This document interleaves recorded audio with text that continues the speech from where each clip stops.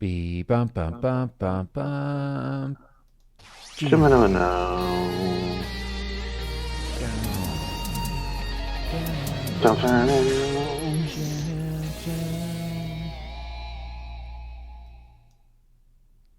Hey everybody. Welcome Hello. to us getting back on the boat. Oh, This we're here. is yeah, it's our first week officially keeping to our promise, That means right? next week we have to come up with an interview somehow. Yeah, we're gonna have an interview next week, sometime in the daytime, whenever is best for our just Yes. glorious guests. More info on that And coming soon. yeah, we're gonna post that up soon. We got And about 10 people we're talking to. We haven't decided who the first one's going to be yet. that's right.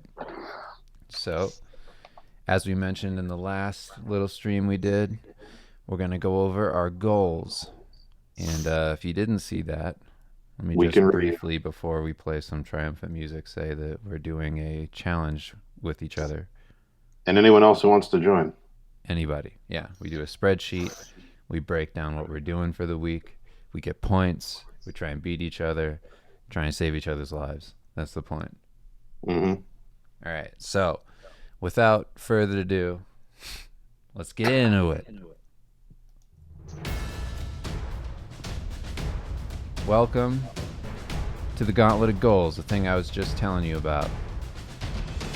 Today, we're going to go over the past week, starting from last Monday through Sunday. So, we have points, and you get a certain amount every day based on how many things you do under different categories. So, there's diet, fitness, prosperity, live my life, knowledge, charitable deeds, and habits. Each Hmm. one of those is worth a point. If you do them every day, it's worth a combo for the week. You get an extra point. If me and Dan both do the same amount in that week, they they just end up cutting each other out. No points. Just no Hmm. extra points anymore. So, yeah, let's get into it. First up, diet. After you, Daniel. Well, I managed to stick to my diet every day this week, which is great. So, two things for me with diet. It kind of ties into my habits.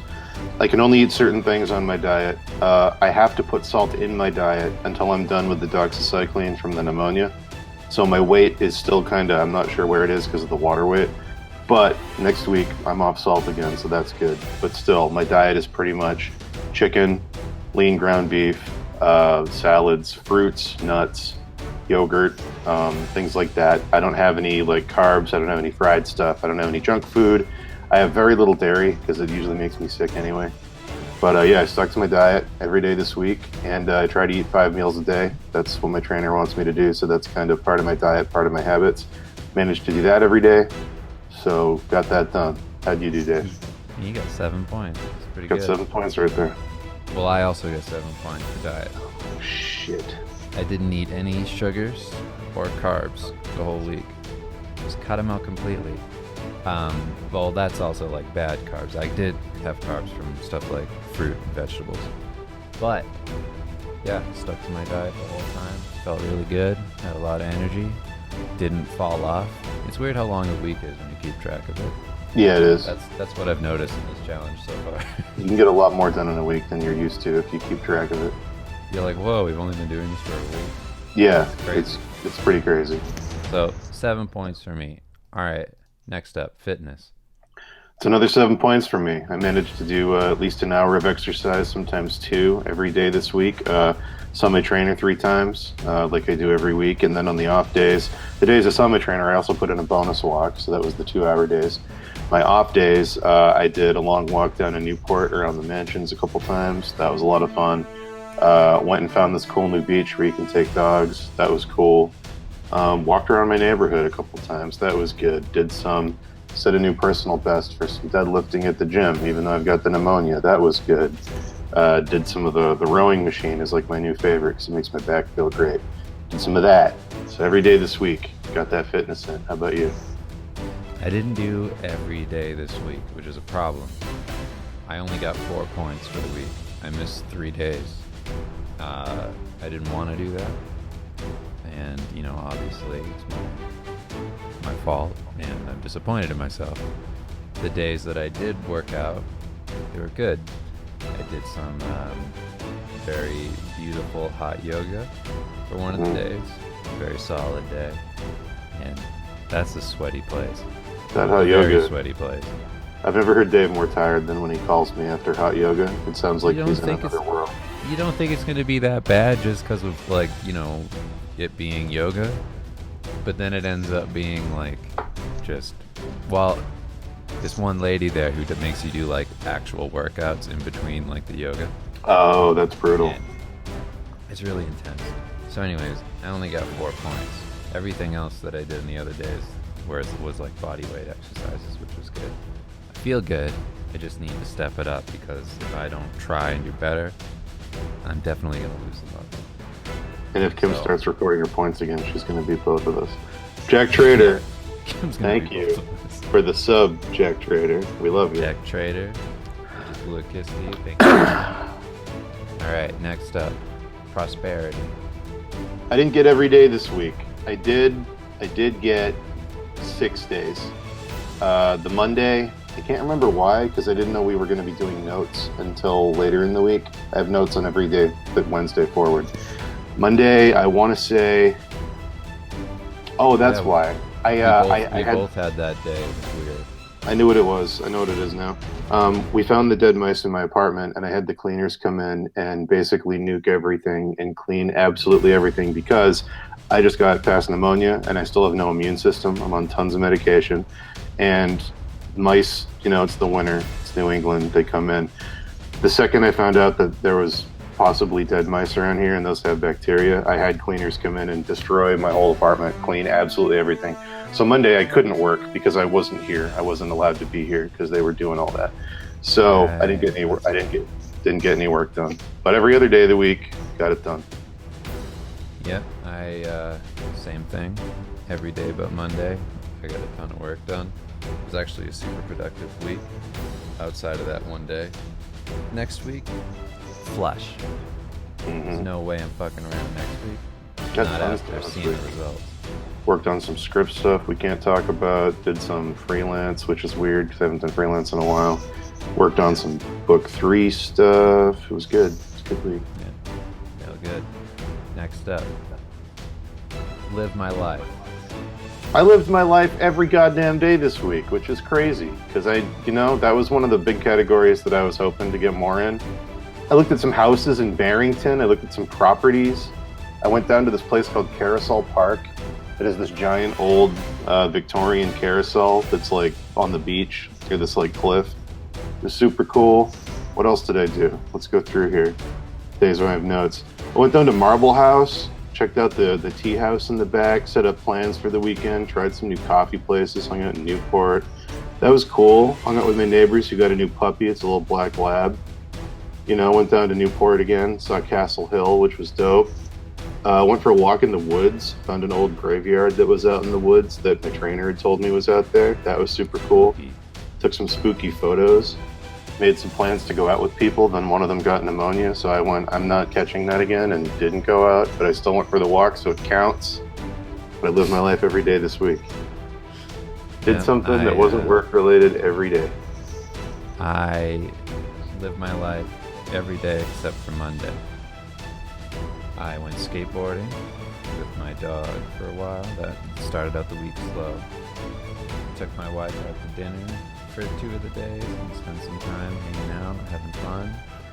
Went to a birthday party last night and talked about all kinds of cool stuff and saw little babies and, had a great time. So it was a solid week. I had 6 points. 6 points for that week. Not a straight flush. All right. Knowledge. Now this is the category I filled in the hardest. I've only got 2 points for knowledge this week. 2 points.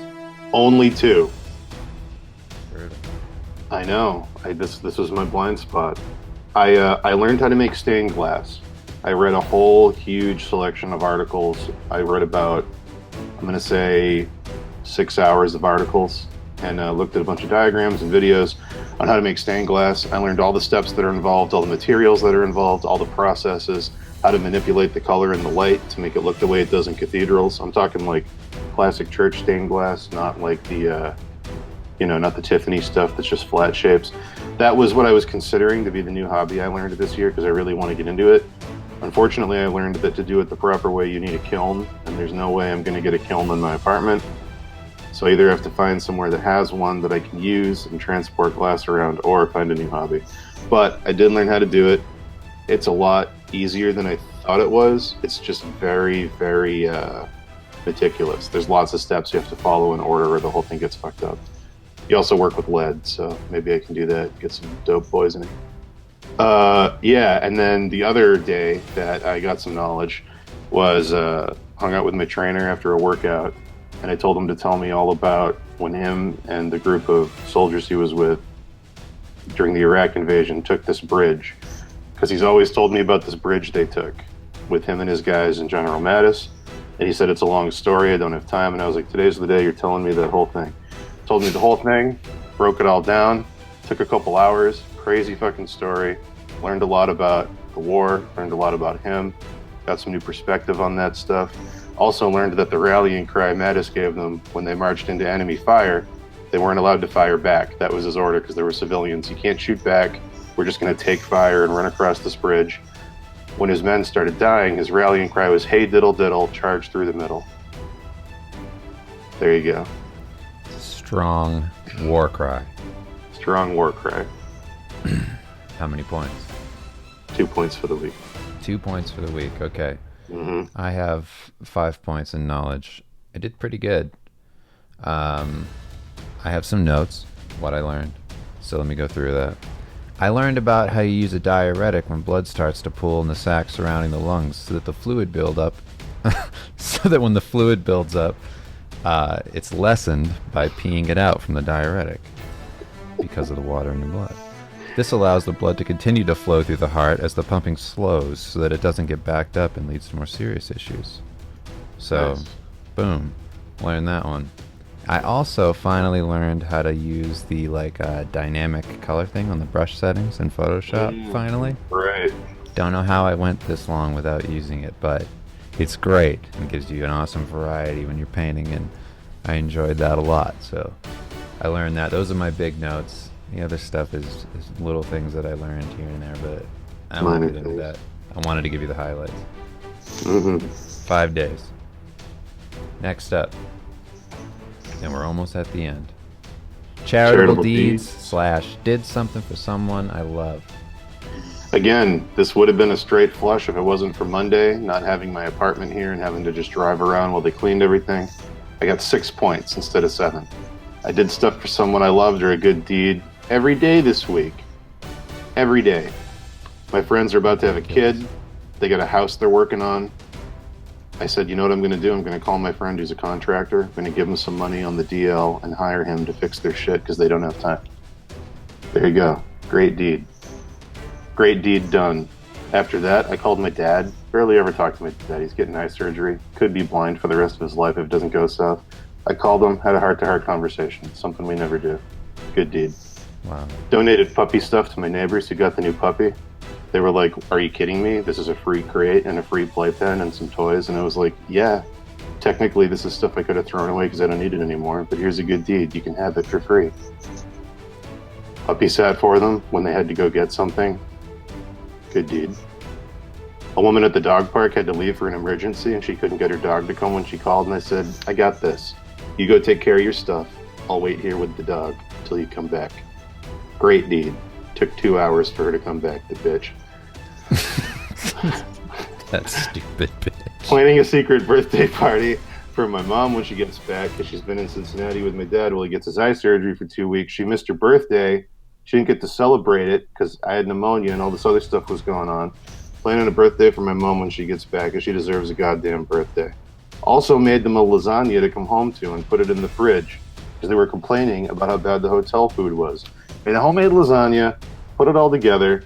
There was enough ingredients for 3 lasagnas, so I gave one to my aunt. I left a bonus lasagna in the fridge that they can freeze. Such a good deed for my parents. Tons of stuff I did this week. How about you? I didn't do jack shit for anybody. Oh, what? I don't know. Maybe I worked too much. I'm not sure. I just Hmm. had a bad week for charitable deeds. I was so focused on just being in the house. You know what I mean? It's like I just didn't expose myself. Sure. I needed to be in a situation. That's a category we really have to plan ahead Yeah. of time. Like, I'm going to go do a thing because you have to leave the house most of the time. Or you have to like actually think of something nice ahead of time and then have it set up on a day so that it happens whether Hmm. you leave or not. Hmm. That's the other side of it. So I've learned my lesson. I won't make the same mistake this week. There you go. I did one nice thing. That's pretty much it. On Tuesday, I spent the day seeking everybody out who basically, if you back our books, I have to go and find people and do detective work. So I spent Mm. the day seeking people out who had invalid email addresses, finding them on all their social media accounts and mailing them, and people were really happy about that. So that felt really good. It's a small, nice thing. It's nothing serious, but I put it down because I was starving for points. There you go. Next up, habits. Final This one's pretty category, simple.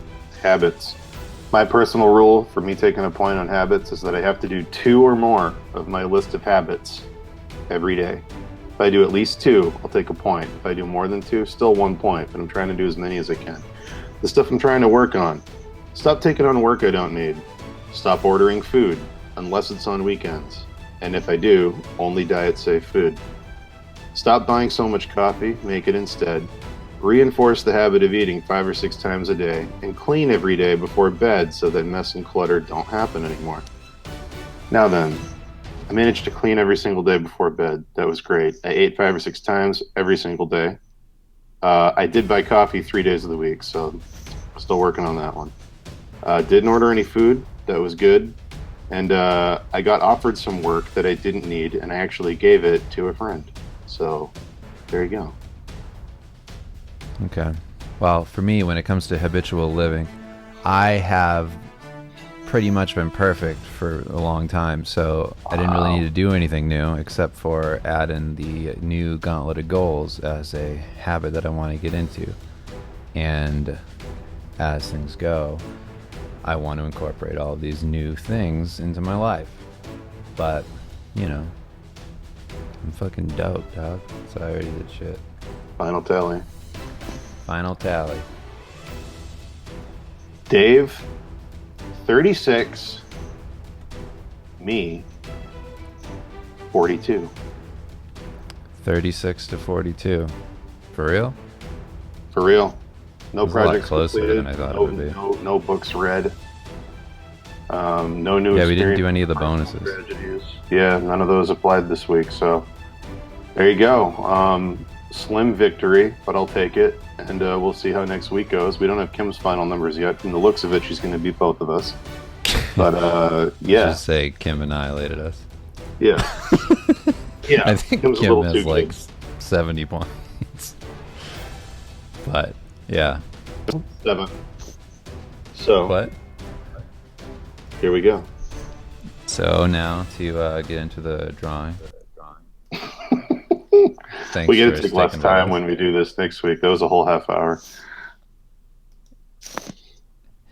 I got the Christmas graphics up. Yeah, we'll spend. we're, we're figuring it Christmas out. graphics. Yeah, we're getting there. Once people understand, like we're going through it because it's our first week, covering the last week. Now that that's established, like why we're taking points and what counts as points, we probably won't do that anymore. No, But it'll just be yeah, pretty straightforward. yeah. But yeah, it's pretty good. It's a good first Dave's week. gonna Dave's gonna draw. I'm gonna read the chat. If you have questions or stuff you'd like us to talk about, tag us at Steve Lichman, so I make sure I see it. And yeah, now it's time for like a 45-minute regular stream. Mm-hmm. And if you're wondering why only 45 minutes, it's because I have to go to training at 2 to do even more terrible deadlifting and stuff, and it's going to hurt. But I have to go. That's right. Dan has to go. He has to make Gotta that go. happen. He has to compete. We're competing now, and We're you all should competing. be It's true. competing as well. If you, I mean, if you're interested, if you want to be a part of the Yeah, Gauntlet of Goals, and keeping track of just how much you can get done in a week and living a more balanced life. We recommend it. it's pretty good. I mean, It's it's more just like been, self awareness. yeah, it's been good so far this week. Like, it seems almost kind of like at first, if you think about it, you're like, it's kind of artificial, you know, forcing Mm. yourself to do things. But it's not so much that. It's like, it's kind of like that pretend, that you're good until you're good. Yeah, it's the fake it till you make it thing. But it's Yeah, it's like like you don't have to really. I don't know. It's like for after a me, certain amount of like time, you're not thinking about it. this time of year when the days are shorter and it's dark all the time and the seasonal depression happens, for me, the thing that kicks off the depression spiral is always the realization of how much time I've wasted. That's always the thing that starts it, and then it goes from there and it gets worse and worse. So with Gauntlet of Goals, I can look at it and go, I didn't really waste any time. I did a ton of shit this week, and that actually helps. And But also, yeah. you kind of find yourself when you're like, oh, I'd like to maybe slack a little bit or like cheat on my Hmm. diet or whatever. And then you're like, but then everybody will see it. I Questions from can't do that. chat. Do you guys watch Jordan Peterson? Yeah, we both love his biblical and his mythology series. We're both reading this book currently. Yeah, Um, it's been your cool. thoughts on the Solo trailer? We could talk about this for the whole 45 minutes. Do you want to get into that, or do you want to just do a quick recap? We talked about this for 4 hours the other day, and we actually Well, came up with what we thought a better movie idea would be. we're talking about maybe doing something for when we have Yeah. these, like how we mentioned that we're gonna do the streams with like interviews. Hmm. We're thinking on the days that we're not having interviews, like the every other week streams, that we're going to do something like that where we talk about. I mean, we want to do like an exercise kind of thing where we go over like what would you do kind of thing instead of Yeah. being too negative on a subject because it's too Or if you easy to are like negative, rip if on you it. are negative, how to fix it and make it a Right. positive. It's more like, Yeah. yeah, just what constructive kind of thing would you do for it instead of just like ranting about it, even though we love to rant, but Yeah. part of the Basic goals, thoughts on the solo thing. Like we might do because we don't have a ton of time today, but we Yeah. might do a "What would you do" segment on solo later.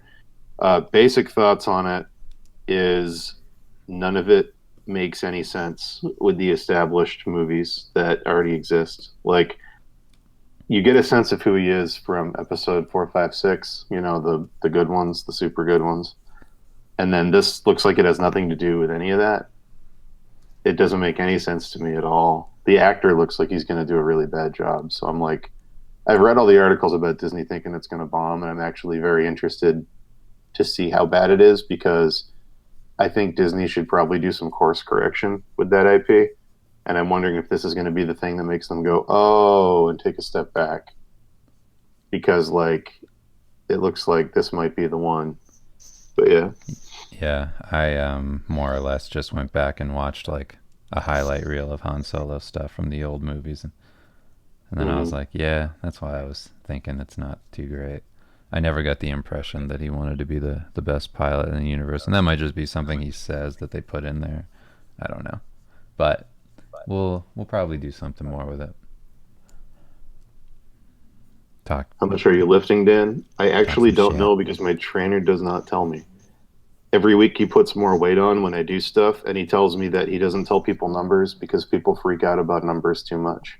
And he does this thing called limit training, where he trains you to your personal limit until you can't take anymore and your body gives out. And then you stop, you recoup, you take a break, and then you do more. I know it's several hundred pounds. It's over 250. I know that. I don't know where in the 300 range it is. It's somewhere in there, but he doesn't give me exact numbers because he says they have lots of people that go to the gym that are way too competitive and they push themselves to do higher numbers and get injuries. And he was like, Uh, don't worry about it. We're going to add more weight as you go. If you can take more, we're going to do more. If you can't take more, we'll take some off. But yeah, he said people get way too in their own head about competitive stuff. But yeah, it's somewhere in there. I know from the just from looking at and putting it on, it's somewhere in that range. I have an Um, idea. so I'm just ball spitting right now, but I was thinking maybe on the streams, just because this is something that's ongoing, could start doing what if comic pages. oh yeah, Just work sure, on them between streams. that sounds good. Stream to stream, we'll just talk about it because people ask us a lot on here. What about comic stuff? What have you learned? Blah, blah, blah. So Hmm. I'm going to do that. Anyways, I just wanted to throw that out there before I get started. I was Yeah, it's just great. thinking, that makes sense. Any tips for making small pixel icons? I have to make Twitch emotes for someone and want to do a good job. You're asking the wrong people about making Twitch emotes. Hey, I Dan, think what's up? what do you think this page should be? Let's think of a topic. Okay. In what, like, Something is it from our book or just in general? in general. Like it could be Batman, could be Akira, could be anything. Okay. Um, hmm. Suggestions, chat. Yeah, if anybody has any suggestions in the chat, I'm down too. Let's get let's do some weird stuff. Yeah, what would be cool? Maybe like some kind of since it's just like a page thing, it's got to be some kind of like visual. So it's got to be mostly movement and like scene based stuff, not so much dialogue. Right. So it'd probably be something more intense. Some Devilman stuff. That's a good idea. Wait a, you just hit me, man. That Yeah. Devilman stuff. That might be the one. Yeah, do it. All right, so what's Devilman doing? Devilman about to have a showdown? What's happening? Probably. Yeah. Devilman is Devilman going up against one of those 70s mecha robot dudes? 70s mecha robot Batman, maybe? 70s mecha robot Batman. Like a crossover? Okay. So he'll kind of look like a Grandizer or something like that. Yeah, something like that. All right.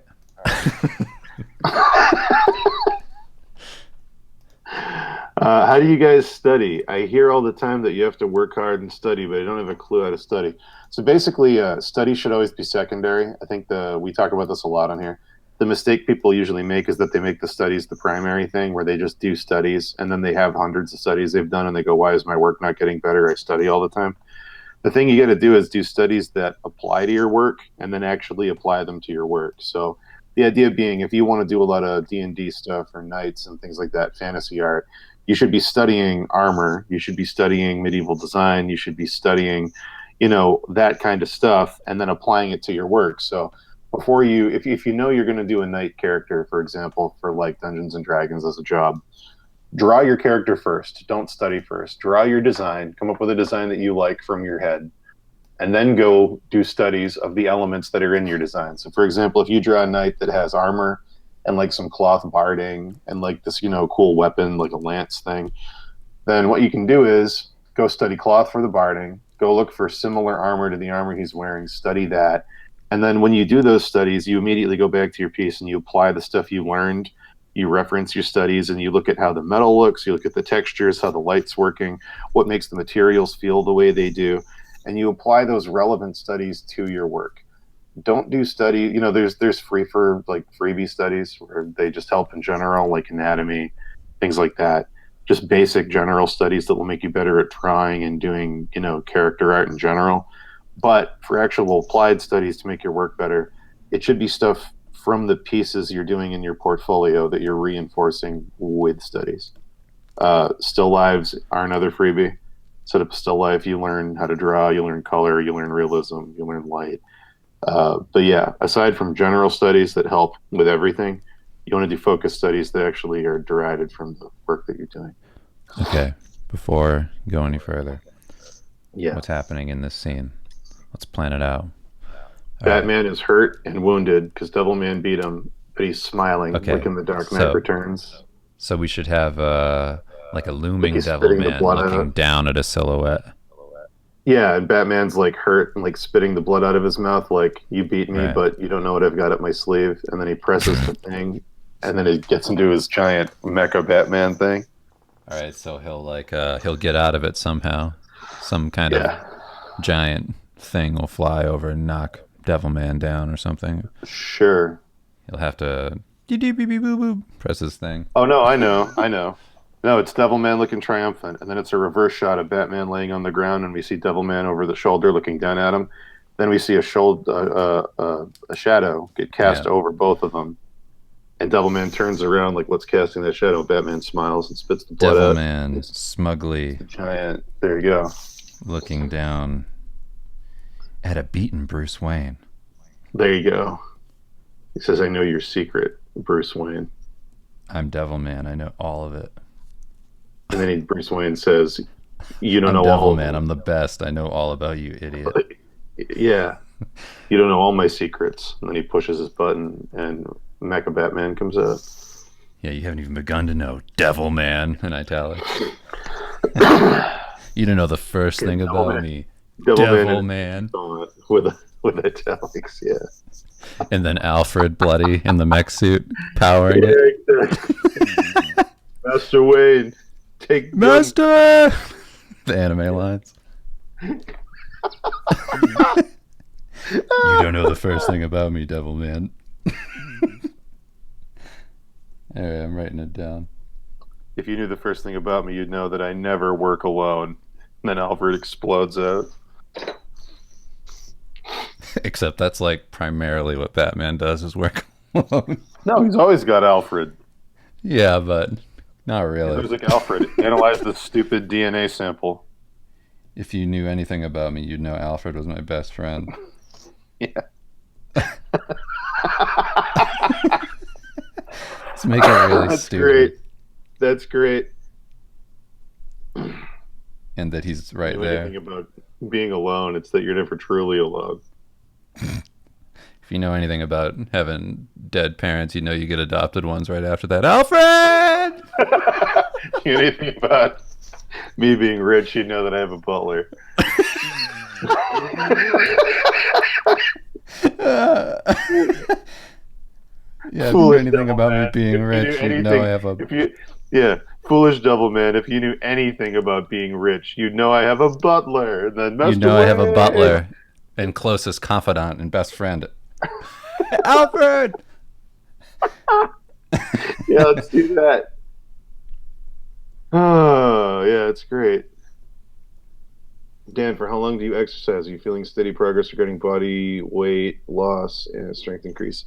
Yeah, my trainer actually keeps charts, which I like because he doesn't show me till like the end of like a 1 month or 2 month period where he'll make me do the same exercises each week, and he does them to failure. So I do them till my body can't physically keep going, and he tracks the times, the weights, and the resistances, and then he charts them. So at the end of the month, he goes, "Here's how you did this month," and I can see them increasing, like actually on like a grid, and I'm like, "Oh, I'm actually getting stronger. I'm getting more stamina." I've lost about 50 pounds so far since I started with him.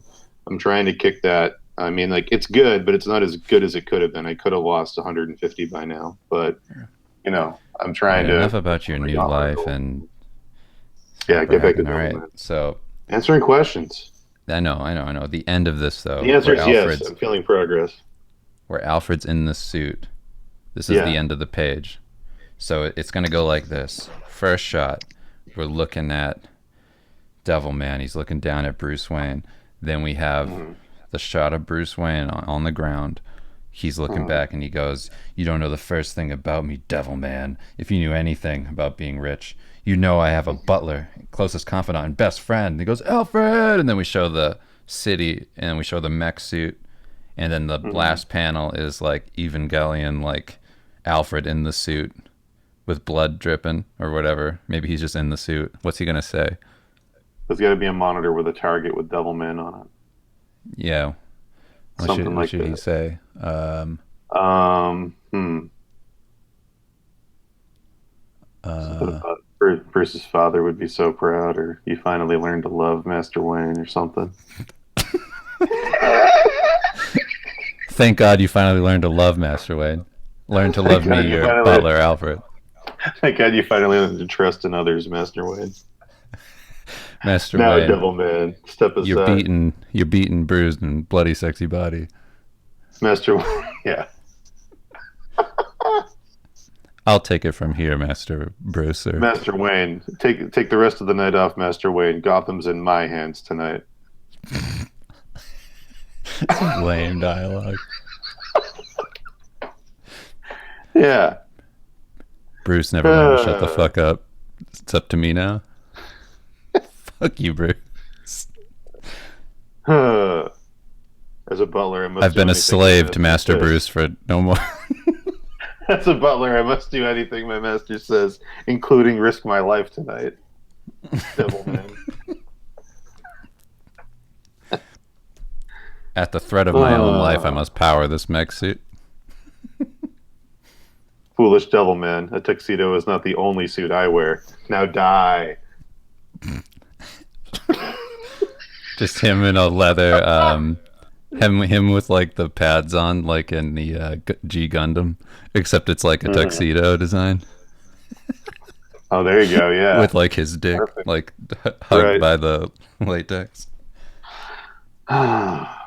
Commissioner Gordon, get a cell ready at Arkham. Trying to think of the lamest shit.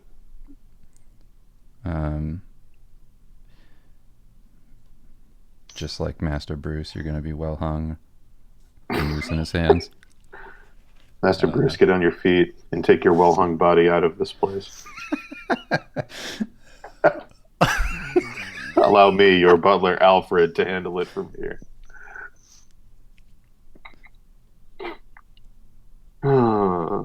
Allow me, your best friend by slavery. Tomorrow I will soothe your muscles in a hot bath, Master Wayne. But for Master now, Wayne, I get would on do your anything feet. for you, for I love you. Once again, I risk my life for a master who thinks nothing of me. Now come, Devilman. Now come, devil man. And face So me. stupid. Ah. Once again, I risk my life. What if the mech was Mecha Alfred? Yeah. I had been inking traditionally lately, about 2 to 6 hours a day, depending on what I had scheduled out each day. My hands started to lock up and go numb after about 2 weeks of this. I feel like that this shouldn't happen. I've been drawing on a flat desk instead of a drafting table. I don't grip the pen super hard, so I figured the table might be it. What are things that you guys do to avoid hand problems? And I do hand stretches every day, and I don't really have any problems. What do you do, Dave? It's a good question. I take a break every 4 hours, and I guess that's enough because I've been doing pretty good and drawing like tons of pages. So if I'm doing like 3 comic pages a day and not having that issue, did that for like over a year. So like I think that works. Just making sure that you take regular breaks, that you don't go for super long extended periods of time of drawing, and like Dan said, stretch, and also you want to exercise for sure. Just Hand stretches are real important. yeah. Devilman should be saying something because we don't know Devilman yet. Master Wayne, even as a child, there was a ruthless sexiness to your looks. And That now was it's an adult. undeniable.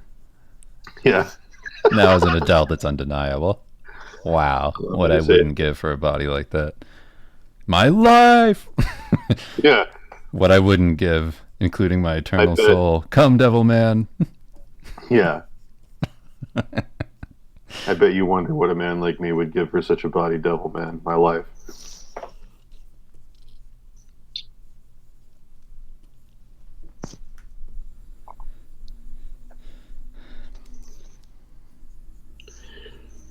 Butchess says, "Hi, I've noticed you're using Clip Studio Paint instead of Photoshop. Is there any particular reason? Thank you."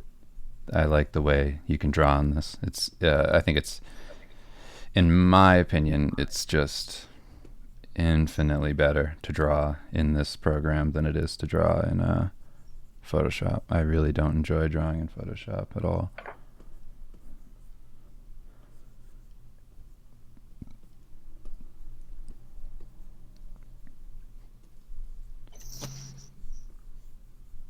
This is pretty good.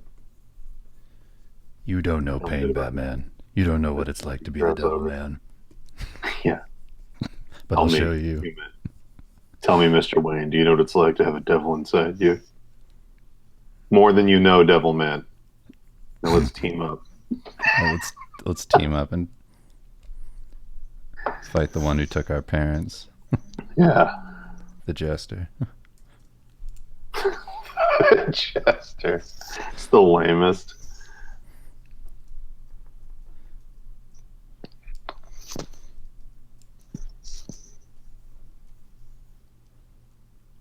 Money doesn't buy happiness, Mr. Wayne.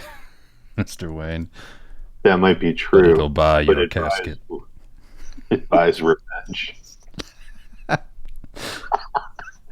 It buys revenge. It buys revenge. This guy coming out. You hurt my family. Whoa, hey. Like Alive says, seems like I missed a lot. Gonna have to watch later tonight after class, but I just wanted to say I'm gonna get into the gauntlet of goals. Even had grilled chicken today instead of fried for lunch. Good job. Awesome. That's really awesome. There you go. I don't know. I really think I encourage everybody to get involved. Yeah, I mean, it's like anybody you've ever met who's had a major change in their life. Like, it's super important to keep your health up. Yeah. Not eat shitty foods and control yourself when you feel like you want to cheat and do something. It is crazy how much worse you feel after eating good food for a while and you switch back to bad food. You're like, oh, I didn't realize that it felt this awful all the time. Especially when you cut salt out. That's the one thing that sucked about getting sick. Is because of the doxycycline. I had to have salty food to not get dehydrated. And I forgot how shitty it made me feel. I just felt like bloated and horrible all the time. Yeah. But yeah, it's real weird.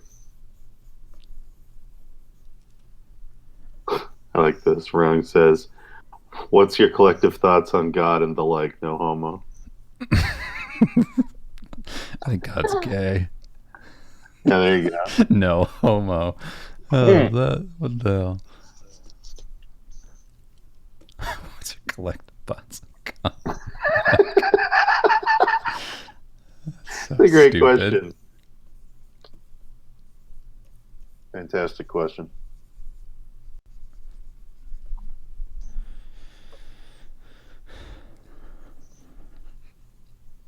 Have you also been trying to paint and clip, or do you stay with Photoshop for that? I've been staying with Photoshop for that. Great. Yeah. Photoshop is better for painting. I still like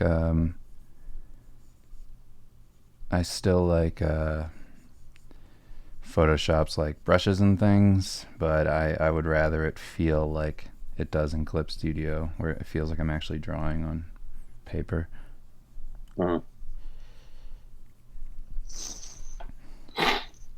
Any questions, anyone? Yeah, just a reminder for what this is right here.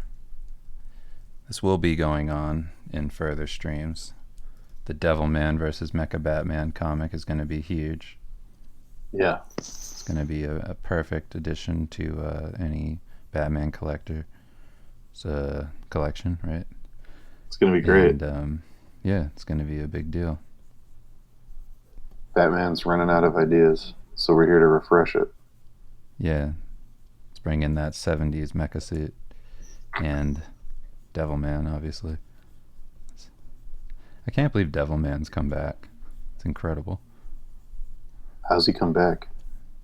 He has this show on Netflix. Oh, I didn't know that, really? Yeah. That's awesome. It's really crazy. Yeah, I don't think you'll like the animation, because the I probably animation's won't. weird. But of all the IPs to bring back, that's crazy. Yeah, Devilman. Yeah, we did the gauntlet points. We did Dan's that. winning. I'm in the lead. We'll see how long it lasts. Sorry, Seth Dickfield. You didn't see me die this week. I beat Dave by 6 points.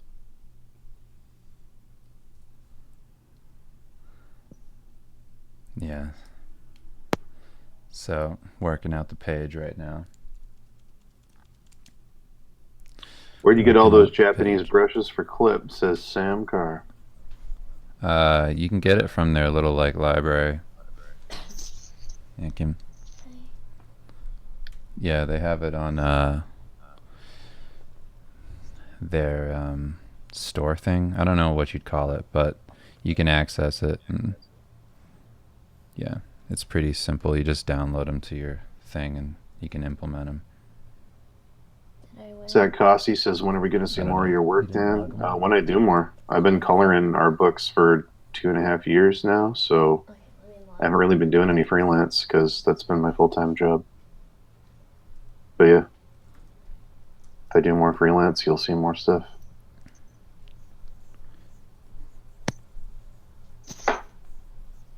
What's the best way to wake up early? I started with the gauntlet today, and one of my habits is to wake up early and complete my daily schedule, but I never managed to convince myself in the mornings to just stand up.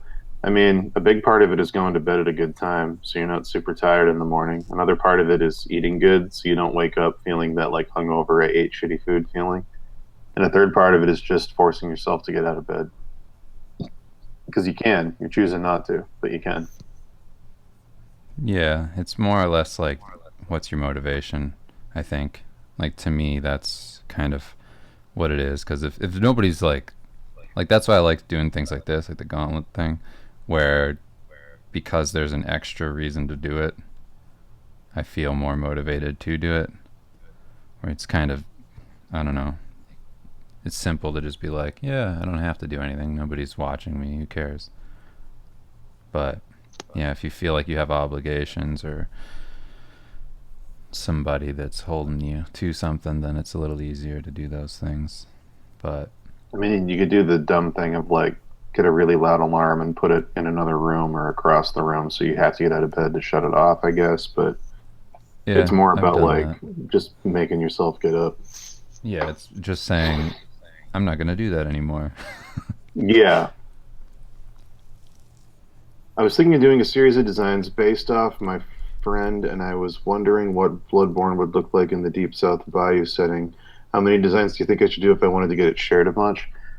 Usually five or more is like the like good number for blogs that want to share stuff. It's five is enough. Like three feels like too few. One is definitely not enough. Five is enough that it feels like a collection, but if you go more than five, it's more likely to get shared around. Yeah. So like 10 would be even better. 15 would be even better than that. But I'd say minimum, if the goal is to get it shared around, is five. And you want to make sure the five are different things. So for Bloodborne, you'd want to do a hunter, you'd want to do a church guy, you'd want to do a beast, you'd want to do one of the Lovecraftian sort of things, and then some kind of freebie, I guess, whichever thing you think would be cool. But if you're only going to do five, do like a range, cover the whole IP. Don't just do five hunters that look the same. What? Just drawing Alfred with this stupid I just saw G the Alfred. Gundam suit. Oh, that's great. Because it's just Right. going to be a You're spandex gonna put him version of inside his. the yeah, the latex suit. Great. Great. And have like electricity all over him. With like the underlighting of like the red. With like screens around him. Like the holographic screens. Perfect. Yeah, the bow tie is necessary. Jack Trader wants to know if you made that comic page template. No, it's actually part of uh, Clip Studio.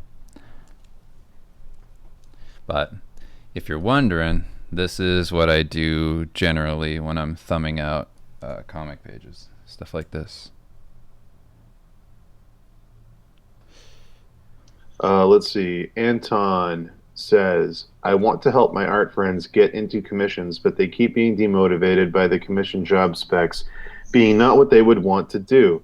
I'm trying to suggest they think about how to make the specs their own, but they still, some kind of depression seems to be prevalent. Any tips? Well, I mean, Don't force somebody to do something don't. they don't want to do. No. Let them, well, make them help themselves. It's like, if they don't want to do that, then they don't want to freelance. You know how many jobs you have to do to be a freelancer that you would rather not do, or that you think are lame, or that you want to make cooler but you can't because they have an idea what they want it to be? It's like 80% of the jobs. Like in the beginning, you'll get to a certain point where people identify your strengths and they start giving you more jobs based on your strengths. But like in the beginning, you just have to kind of do the work. Like if they don't want to do it, then they don't want to freelance, and don't waste giving the commissions on them. Just, this, it's not your job to motivate them to do that. The fact that you're even willing to is huge. Like that's super nice of you, but like if they're not willing to take your feedback and just do the job, find a way. There's a fun way to do any job, even if it's super lame.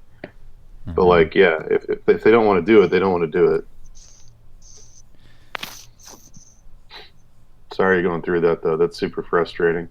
I've given jobs to people before, and they just kind of complain the whole way through, and it's like, dude, I get like, shut up. Like, you were complaining you didn't have work, and I gave you work, and now you're complaining to me, the guy that gave you the work, when I could have kept it, about the work. It's like, fuck off. Like, I can't stand people that do that.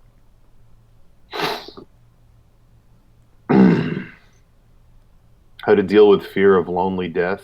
I mean, may take active steps to not be lonely and dead. I mean, that's about it. Don't be lonely and don't be dead. Do you guys ever mess around with diagonal or crazy panels? Occasionally. It's, I don't know what you mean by like crazy panels. We do a lot of bigger stuff in the second book. Um, but yeah, Yeah, I mean, it just depends on what you're going for. For a lot of Steve's stuff, it's kind of the mundane that's funny to us about it. So the way the comic is structured is kind of like that, where yeah. like it's not very dynamic. And also like cool dynamic stuff is only funny under certain situations. So like it's contrast. So if you're going to do something that's suddenly dynamic, then that's interesting if everything else isn't that way. Mhm. So when it comes to things like this, that's going to be kind of anime-ish or regular comic booky, then yes. But for specifically this, no. Like this is going to have a half cut thing. There's going to be like anime lines. There's going to be this wide shot here. This doesn't have any kind of borders and whatever. So if we keep going with this Devilman thing, Devilman versus Batman, then probably we'll get there to more dynamic stuff, but not right in this one because it's a build up. Bad Dog says, I have a question. Would you consider just starting doing a comic without a great script just for the sake of starting a good idea? I can't seem to make the script good. Absolutely. Absolutely not. Really? That's what that's what you were gonna say, right? No, I was going to say absolutely. Just start a comic and get yourself working. Oh, I You would can say always go no. back. If you're not drawing because you're worried about the script being perfect and you've never done a comic before and you're locked, that's where we were in high school, where it's like we're never going to start the thing because we're too worried about making the script perfect. Like Well, it I'm it saying, if depends on you've what you're never done a doing. comic, if you've never done a comic, I'd say Yeah, start the comic and just get yourself drawing and get comfortable with it. You'll get better at doing the script once you get used to doing the comic. If you're already doing comics, then absolutely make the script perfect before you start the page because you already know what you're doing. But if but you're preventing yourself from doing any work because of that, then I'd say just do some pages. They don't have to go in the final product. You can but go I would back and say start in over. general, if your idea is that this is going to be a very long thing, if that's Hmm. like your whole point for it, then not have at least like have something cohesive that like you feel okay about. If you're doing something for like fun and like it's not going to be, like I would say if you're having trouble with something that you think needs to be like perfect and you feel like you have a ton to learn, then what Dan said applies where you just go in and whatever. But if it's like something that you're like, I kind of don't want to start because we have projects like that we didn't start because it was like just don't know enough about comics, and it's Well, it's like, like we had to start Skull and Shark 3 times and throw everything out 3 times just to figure out a right way to do it. Like sometimes that's just part of the process. yeah, but like committing to something before you really like, I don't know. It's like you don't want to just. It's like when people would skip. To me, in a way, it's like when people would skip um, learning like anatomy and stuff, and like just jump into painting, and it would kind of Hmm. come out crappy all the time. Where it's like Okay, you so kind of just need to learn some form of structure, but make it so it's loose. Like don't give yourself. If you're giving yourself super high expectations when you've never done something, don't do that. Just be like, this is okay if it's total shit. Just say that to yeah. yourself. Like, I don't care if this blows ass. This isn't like the thing that's gonna make me, you know, successful in the long run. And also, like, you'll have a million ideas if So you're into comics, and you don't need to commit 100% right away Tad your Bit Dog first thing. clarified he's already drawing comics, freelance inking, but he wants to make his own big comic. So if you're already doing comics and inking, then absolutely get the script down. I was answering her from the point of view of you want to get into comics. Like if you're already doing comics, then yes, have the script ready, absolutely, because you already know what you're doing on the comic side of it. If you're having trouble getting a 40-page script to work, the easiest thing to do is to work from the outside in. So figure out how it ends, figure out how it begins, and then figure out all the things that need to happen in the middle for point A to get to point B, and make sure that every few pages something exciting or interesting is happening to keep people going. So define the ending, define the beginning. That's the hard part. Then you Yeah. figure out what goes on in the middle to get to that point and how do you keep that exciting visually and narratively. And then the script will start to write itself. I would also say if it's your first thing ever, just get started by like mimicking something. Just be like, Yeah. here's something that works for sure. Like, it's like how I'm going to people talk do, about how Star yeah, Wars works. right. It's Like, just just, Flash Gordon in World War II. yeah, it's like just copy something else and start to get a feel for it by mimicking somebody else who's already done it well. And then you'll be like, oh, okay, I kind of get where this is going. Like, if the thing I'm working on were a movie, what would happen here and what movie would it be? Like that kind of thing. And then you can start to get a feel for, you know, Maybe try like a do like an Indiana Jones type vignette, or like the beginning of every Indiana Jones movie has this little opening shot where it's a little tiny story that doesn't necessarily have anything to do with the rest of the movie. So Raiders of the Lost Ark, he shows up. There's spooky stuff going on with tribal dudes. There's woods. There's a temple. He shoots a guy, whips a guy, goes in. There's traps. A guy double crosses him.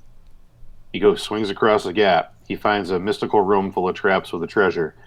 There's a nervous tension thing. He swaps the treasure for the weighted thing. He thinks he's okay. He's not okay. Traps go off. Rolling boulder, jump across the thing. The guy that double crossed him is dead. High tension. He thinks he's going to die. He escapes. He goes outside. He thinks he got away. Belloc steals the thing. Then he betrays him, and all the tribal dudes start trying to kill him. He runs down the hill. You think he's going to die. You see that the guy that brought him there in the plane is there. He goes out to the plane, gets in the plane, starts flying away. You think he's okay. Oh, there's a snake in the plane. I'm afraid of snakes. Comedic ending. The end. Perfect little tiny. All the elements of a large story are there, but they're compressed down to this 10-minute sequence. In the same way, you can do that with you could take all the elements that would be in a 200-page graphic novel and condense them down to one really packed in, action heavy little 30-40 page chunk. And you can definitely do that. So, highly recommend looking at something like that and just copying the beats. Everything you need is there, and there's not a ton of dialogue in between because there doesn't need to be. But yeah.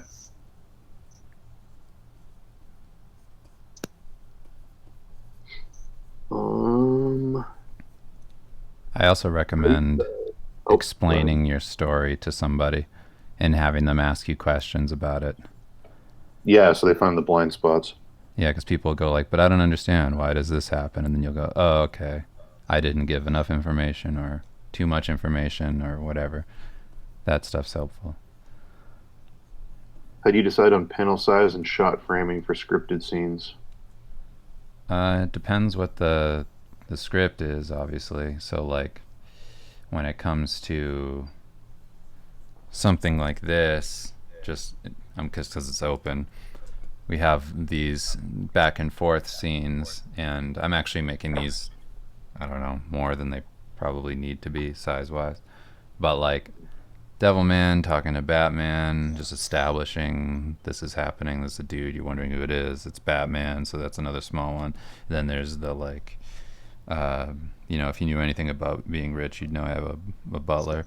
So that's like this one with like anime lines, and they're all like excited, like what? Yeah.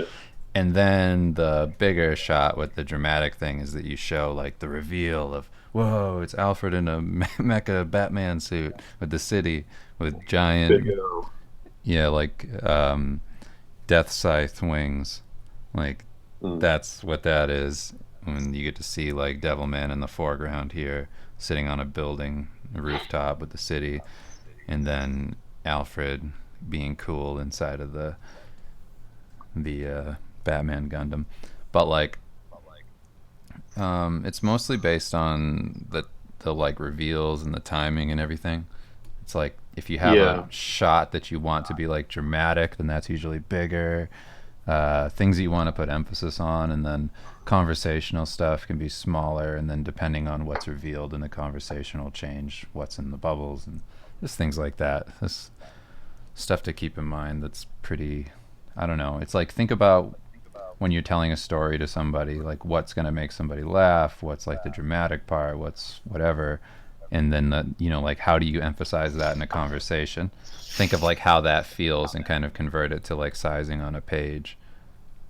And Watch a lot of movies that have really good like cinematography and dialogue, and look at when they choose to cut shots right when it of pulls like in, this person. Yeah, like when it pulls in, when it switches from one character to the other, when it decides to go for a low angle or a high angle or a wide. Like start really paying attention to that stuff because you can do the same timing in your comics. right? Also, like things that I'm not talking about that are happening in this is like this is obviously a really stupid script, so I'm Mm. it's just a joke, but like I'm using just tropes with it. So in this one, like you're looking up at Devilman from Batman's beaten perspective. Whenever you're looking up at somebody, they're usually intimidating. So that's something to think about. And then, you show the other person who's beaten, you're looking down on them, generally speaking, because they're at a low point. And it's a close up because they're about to reveal something like dramatic. And then the explosion scene is just like wide eyed, whatever, intensity, close up thing again. And then a pull out of like, boom, look at this big shot. Like, just to flip it, the contrast of it helps. Like, close, close, close, wide makes it stand out. And it's things like that. I mean, at least stuff I try to think about when doing it. But that being said, if you want to learn a bunch of stuff, I would get Understanding Comics by Scott McCloud. That's a great book. Good book. Amocher says, a word or an opinion about the removal of Waterhouse's Hylas and the Nymphs painting at the Manchester Art Gallery. I think it's fucking stupid. Yeah, I do too.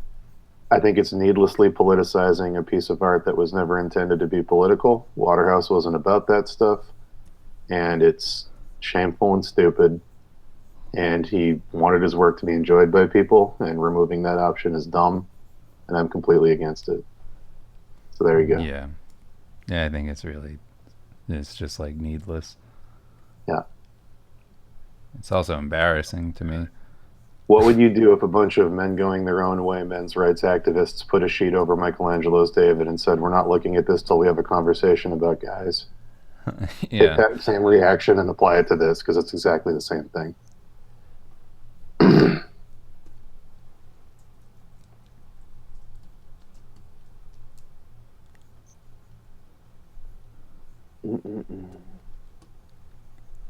I have to go in a minute, so I'm going to take one more question. Oh, right. I didn't even see the time. Yeah. So, real quick, this won't be the last question, but Zach Cossey wanted to know, how did you guys start getting commissions and clients? When we started, conceptart.org was still a thing, and a viable place to get work, and it just had a section called looking for work, and people would post there looking for artists. Artists would post there looking for clients, and it was super easy to get jobs through that if you had work that people could use. So we both kind of did that for a long time. Mm-hmm. Unfortunately, that's not really a thing anymore. I have not seen Blade Runner 2049. You haven't seen it, right? No, not yet. We'll see it. But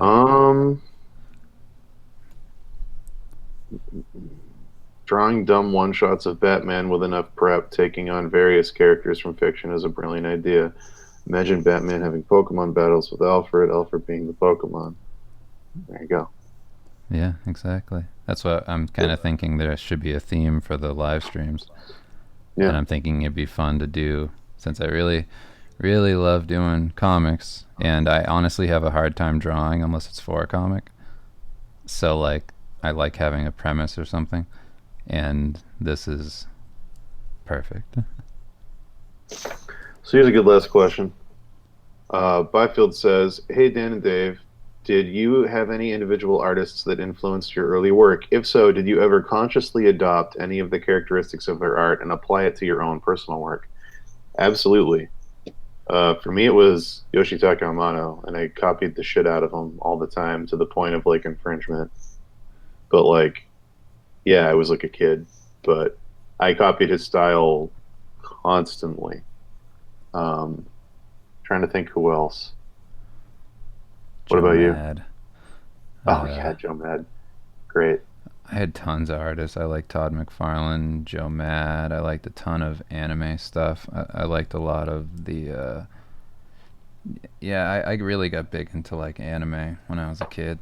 Like huge into um, just like a few movies. Like I liked a lot of the stuff that Madhouse did. Now that I Mm. know that like that's specifically the group that I always liked. Like they did a whole lot of things like Ninja Scroll and Vampire Hunter um, D, Bloodlust, yeah, Vampire Hunter the D, and best. they did Record of Lotus War, Hmm. um, stuff like that was like huge for me, and I would mimic that kind of style all the time. But yeah, that was a big one, and then a lot of the like video game stuff that I enjoyed as a kid. But I'd yeah, love to take more questions, but I gotta go. There's some good yeah, ones in Dan's here. Dan's got to run out the door, so uh, You want to keep yeah. streaming, or do you want to go? Um, I'll stream for just a little bit more because I think Kim has her like results Okay, of cool. her thing. She just came in here and was like, "I want to do my thing." So Right. Okay, well, good seeing everybody. We'll be back next week with an interview. More information on that coming soon. Thanks for the questions. I guess I'm just gonna leave the hangout. yeah, just go on there and I'll be off of here in a minute. I'm just waiting for Kim. All right, bye everybody. Bye, Dan. So apologize for any kind of disconnect here because I'm pretty much just working on this and I'm not really looking at the chat. Um, Got to get Batman's head to break this panel so this stuff is a little bit more dynamic.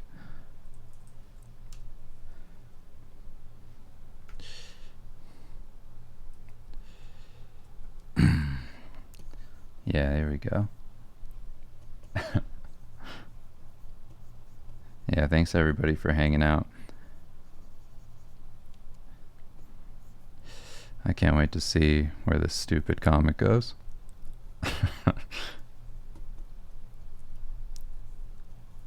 Let's see.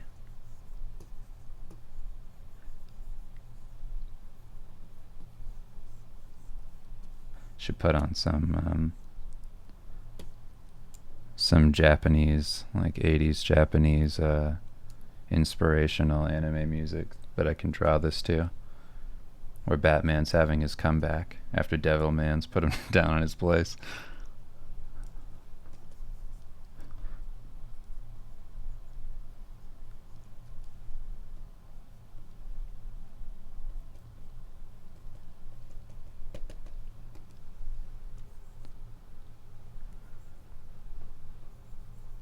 but then the stream archive wouldn't work.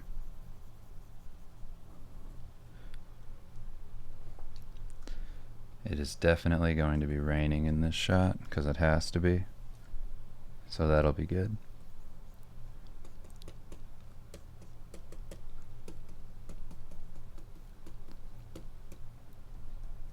Do some dramatic Batman noir stuff.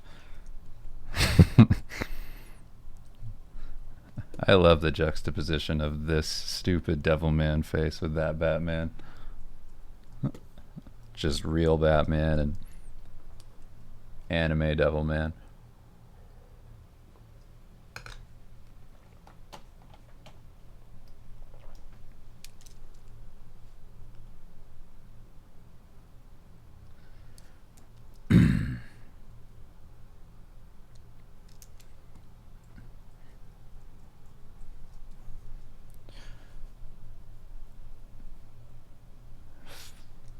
Hold on, I'll look at the chat so I'm not just here winging it. Omar sure asks, what are the most consistent criticisms you are getting about your art, considering you are getting criticized at this point in your career? I mean, I don't really look at that. Not that like I'm avoiding criticism, but I generally have an idea of where I'm at and what I want to do as far as like, you know, developing myself. So I haven't really been paying attention to that. I more or less had a problem before now, more so because when I was doing art and just kind of like going with the flow, like having fun doing whatever I was doing, I was falling into comfort zones a lot, and I didn't really have a reason to challenge myself, and I wasn't studying a ton in terms of like drawing. So now that I'm doing more comic booky stuff, it's been more natural to get into studying because I'm drawing a lot anyway, and the more you draw, the more you learn anatomy, the more you challenge yourself with like dynamic angles and things start to get a little bit easier, and you learn quicker, and I've noticed that that's helped me quite a bit. So I feel like I'm learning a lot, and I can see my flaws, and I'm not online very often, so I don't really get to see if anybody's criticizing me, but even so, it's like, yeah, I just don't really care. Like, I just want to do stuff that I like and try and learn. So if I can do that on my own and continue to grow, then I'll keep doing that. And if I need to get some outside perspective because I'm stuck in something, or, you know, I'm just stagnant, then I'll ask for it from people that I'm friends with. I used to have a problem with, like, I don't even know what I'm doing sometimes, like with like direction. So sometimes getting advice from people in a certain place, as far as like when I used to do art online and my like Facebook stuff, it was like all realism, and then I'd switch over to doing anime, and I couldn't tell if the criticism was like, you suck at doing this, or I just don't like that style. So that kind of thing was that's something I kind of veered away from because I felt like it wasn't really helping me. What's up? What's your score? 42. 42. Same as Dan's. What? You tied Dan? It's Dan's a tie, not bitch. here. Oh, damn it. Well, you can still tell him it's a tie, bitch. Good. Well, that's good. I thought you would like annihilate both of us. No, because with clinicals, I barely feel like I do anything. Yeah, Kim's in the hospital on the weekends, like 12 hours a day. And yeah, that's a lot. So hasn't been able to do a ton, but I would say that counts definitely for charitable deeds. Probably. And learning. I did shave some man's face, and wiped his butt. Yeah, there you go. I think wiping somebody's dirty butt and shaving them. Let's put me up to 44. Uh-huh.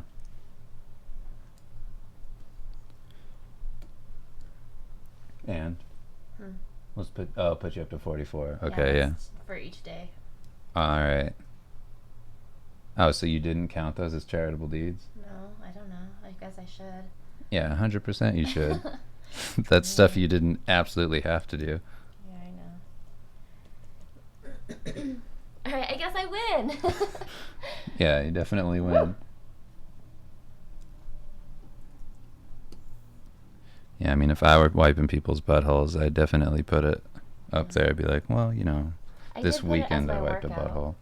I did put that as my workout because I was on my feet for 12 hours each day and like lifting people and helping them walk, like holding them up, you know, Right. and also turning them in bed and stuff. It's like, really hard because they're really big people, like over 300 pounds. One of my patients was like 310 pounds, and they wanted to put him up in the chair and they couldn't because the chair limit was only 250. So I had Wow. to go get like a special chair for him, but they didn't have any. So you had to carry him on your back. Yeah. Wow. I know. You see this? This is Batman fighting Devilman. Ooh, I don't know who Devilman is. He's really cool. So he's looking at Batman getting beat up. Batman's on the ground. And he's like, you don't know the first thing about me, Devilman. If you knew anything about me. if you, and then right here he says, if you knew anything about me being rich, you'd know that I have a butler, closest confidant, and best friend. And he goes, Alfred! And then you see this mech suit of Batman appear. Devilman's in the foreground, and then there's Alfred in this spandex one piece with nodes all over him, and he's commanding this giant mech. And he says, once again, I risked my life for a man who couldn't care less about me. I don't know what he says. He's just going to say something about either that or how much he loves Batman. Not entirely sure, but we're winging it, doing a page for the stream. Oh, nice. Do they help you with the dialogue? I wish. Fucking lazy. They didn't. No, they did. Why does it say? Did Dan left. What was he doing? He's going to training. Oh, whatever. What do you mean? He sent me a picture of food, like a ton of food, like 2 different casseroles with pasta and all that stuff, and he goes, look at all this food I made that I can't eat because I'm trying to beat you next week.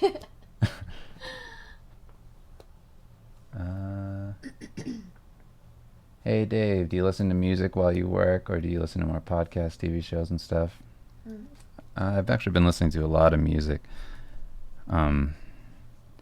I listen to stuff that kind of has to do with certain styles. So like I'll listen to, like if we could listen to music right now without making this stream get muted, I'd put on some kind of like 80s Japanese stuff, because it would make me more in the mood to draw something like this, and it'd probably come out better. You can sing it for us. Nah, I can't, not without being racist. I think Twitch has new policies where you can't be incredibly racist. Oh, interesting. Someone said, have you been listening to Ric Flair Drip at all? That No. sounds like something that you made up. I have not. You haven't been listening to RFD? No. Interesting. I like how you and Dan are still in little Santa elf outfits. Yeah, I forgot that was still on here, so I didn't change it yet. It's okay, it's been snowing. It's still festive.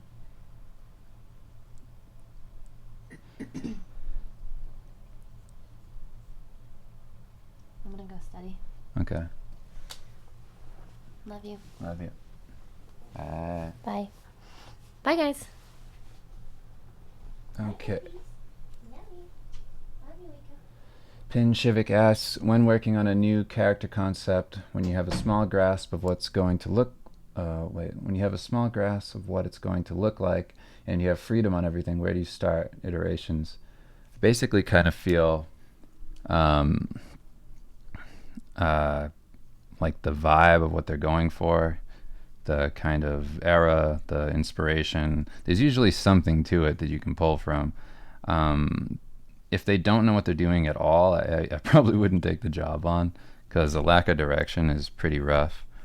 unless there's like, unless it's really fun or it's like a joke thing. If it's like if it's looser and it's not super serious, then that's easier to just kind of like wing it, in terms of like story and things, because then you can have a whole lot of like fun with, coming up with ideas that are stupid or stuff that would just be like cool to see.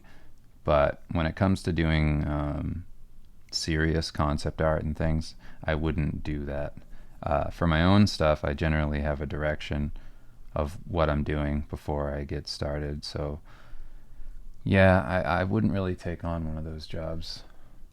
But for me, I'll think of an idea to base it off of. I'll be like, this character is based on this. Like, I'm trying to think of something that I did that I don't want to, that I'm not spoiling. What has people? I'll just give an idea of a general character with a vibe. So like, let's say you're going to do like the devil or something, right? Because we've shown our devil from Steve Lichman. So I don't want to just do the regular devil. So what am I designing it after? So I'll think like, what's the lamest version of the devil? And then be like, okay, the 20s version of the devil. And then it's like, so what version would we do? Because a lot of people have done that. And I think like Mephistophelian devil. And that devil's really lame to me because of like what he wants. Like he's saying like, what's even the point? Mankind's so rude. Just get rid of him, right? Like, what's the point of any of this? And it's so like, it's almost not evil. And I like that idea of the devil kind of being like that, where he's almost offended by like what like mankind can do. I always like, I don't know, stuff like that. So I'll come from that angle and then design around that. Like, what is this version of the devil? What would he wear? What would he look like? He'd look like Shakespearean and like really lame, and yeah, stuff like that's kind of what I think of and keep in mind when I'm designing characters. This Red Dog. Dave and Dan, when you're a beginner trying to break in the freelance illustration concept art industry, would you say it is better to go all in, like cut down on everything, gym, dates, sleep, etc., and just work, or should you keep a balanced lifestyle? Keep it as balanced as you can. You don't want to overwork yourself just in one thing. I mean, excuse me, I'm burping. If you just do one thing too long, then I feel like it's really easy to get stagnant and you're not really taking in other influences. I find for me, like going out and having a life helps me come back to everything fresh. I mean, it's why I take breaks like every 4 hours. Like I mentioned earlier, I'll work for 4 hours, take a break for lunch, go for a little bit of a walk. I'll take like an hour break and then come back and work for another 4 hours. And then all the time after that I spend hanging out with family and making sure that I have a life and I'm not just some workaholic who never sees anybody or does anything. Because, before you know it, it's like you're old and you want to have done something other than work, ideally. At least that's how I feel. And I spent a lot of time in my life working nonstop, and there's a benefit to the discipline that you gain in making yourself do something like that. But in the long run, I don't feel like it's healthy. Like, if you want to go through that just to see if you can, then go for it. But the perfect kind of mode for me is one where I'm having some balance in life and doing multiple things and not getting too holed up in work and trying to be busy all the time. Because especially if you're doing something like what we're doing now, where we're doing a lot of our own thing, like making comics and stuff, then you do need life, because you need to be able to pull from multiple sources. And if you're trying to come up with stuff, it's like you need to have a regular existence where you interact with humans. Can't just be a concept artist living in a hole, you know. Yeah, it's important to have balance. Like I can think back to when I started and I spent all my time in my room, and it's like, sure, you get a lot done, but like it's really unhealthy mentally, and you end up getting a lot done if you give yourself limited chunks of time. I feel like we talk about that a lot on here, where it's like if you give yourself all day to do something, you give yourself 11 hours, you'll fill up 11 hours trying to do that thing. But if you give yourself less time, you'll probably do the same amount of work if you're really strict with yourself in the 8 hours that you would in 11 hours. So it's kind of just making yourself live up to new expectations. You know, you set up new things for yourself, new boundaries, and then you start to fulfill that.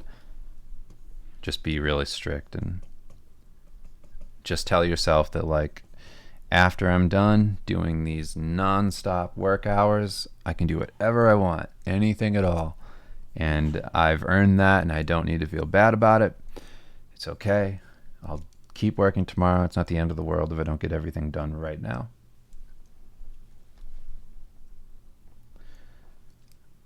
Let's see. Caldo DeLuca asks, "Hi Dave, how are you? How are things going with the projects, family issues?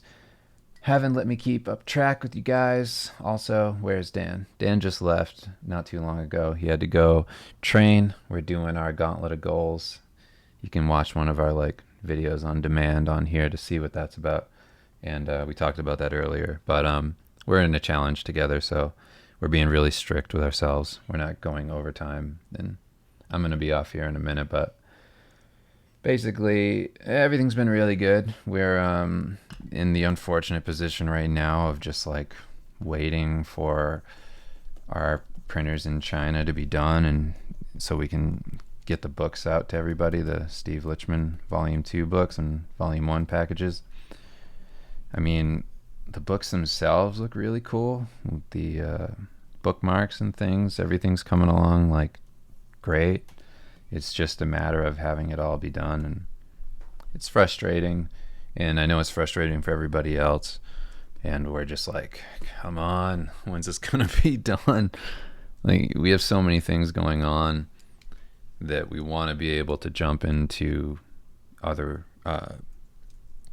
stuff and commit to it 100%, do the third book and have that be something that's going, and manage our freelance stuff, and we're doing freelance as a company right now as Acceptable Comics, so that's been really cool. And yeah, it's just a matter of wrapping up all the loose ends and getting everything shipped, and basically having a bit more time for ourselves to invest in doing the next projects and the projects we've been hired to do. So it's all been great, though. Really good. Really happy with the way things are going. The surprising part is that we kind of started doing what we're doing now as far as the Steve stuff goes, where we were thinking wouldn't it be awesome if we had a company and then people hired us to do what we like doing anyway? That was just some thought we had forever ago, and 3 years ago, and now it's starting to actually happen. And it's really weird. I'd never thought it would come to that and be a reality, because we didn't put it out there that that's what we wanted to do. It just started happening, so it's been great. Other than that, yeah, having a good normal life, keeping everything balanced. Haven't been falling off the wagon on any real problems. No physical stuff, nothing like that. So yeah, Dan had pneumonia twice, and he's trying to bounce back. So hopefully he comes back.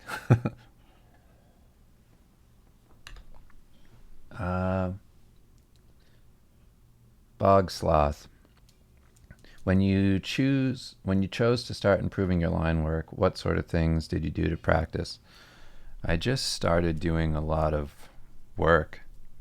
I mean, really, I just started doing lots of, really lots of comic stuff, where I started doing the Starvale thing as something to get going, and then it turned into doing Steve Lichman, and Steve Lichman was a really good way of doing it.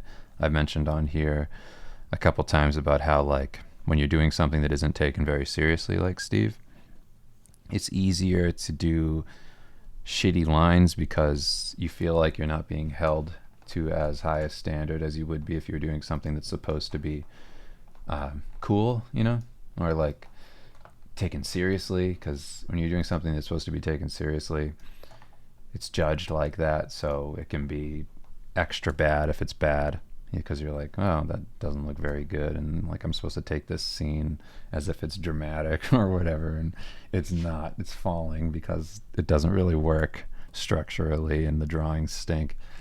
And so doing Steve ended up being a really great asset as far as like becoming a better artist, because it allowed me to grow without super high expectations. And now I'm much more confident in my drawing abilities. So, I'd hope so. It's like we've drawn so many pages. It's 687 something pages. It's like you'd hope you get good after that, at least a little bit improvement. So things have been getting better. We'll see how it goes. I'll do this comic over the next few streams that we do.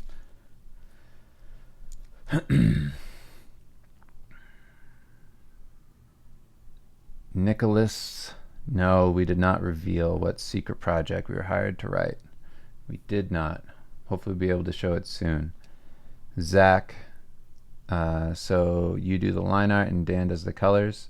Like I'll do like an example of like the colors, because Dan has color blindness, so some colors you can't really see, and that makes it a little hard. So I'll do like let's say like we're doing the colors and this is an entire issue, right? Like the thing you're looking at right now. I'll do like the top panel. I'll do what I think the colors should look like. And then I'll just be like, here, Dan, like this is what I was thinking, and he might do something slightly different if he thinks of something cool or whatever, and then basically fill in the whole rest of the comic like that. And that's how we've been doing it. And it works really well. It's super, like if you try to do something on your own like that, like any one of us could do like colors and whatever, writing and all that, but like it's so much easier to tackle stuff like that together, because it's so time intensive, especially over a huge project.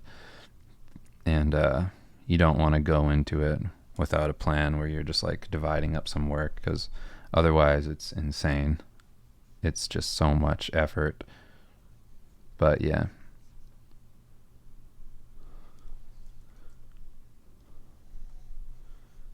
Devilman looking surprised. It's so funny, like when you get into drawing different styles. There's some stuff in the second book of Steve where the styles shift a bit, and it's pretty fun to do. But you see, like when you draw things like this, like Devilman, how Devilman's, just so people who are watching this have some kind of context, this is a joke comic. It's Devilman versus Batman. Me and Dan winged a script earlier, and that's what I'm doing right now. But Devilman's like, there's a new show on Netflix, but the old shows from like the 70s, 80s. And when you go back and you're like drawing that kind of style thing, you realize how much easier it is when you break down forms like the way they do in the anime. You're like, oh, that's why you do that. It's so much easier to draw.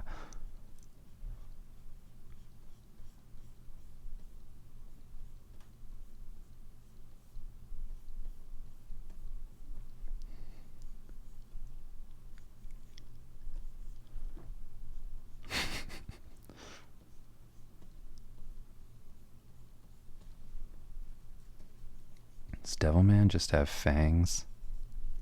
I gotta look at some more artwork.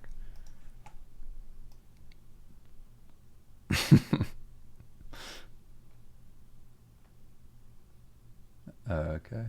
He's got like multiple spiky teeth.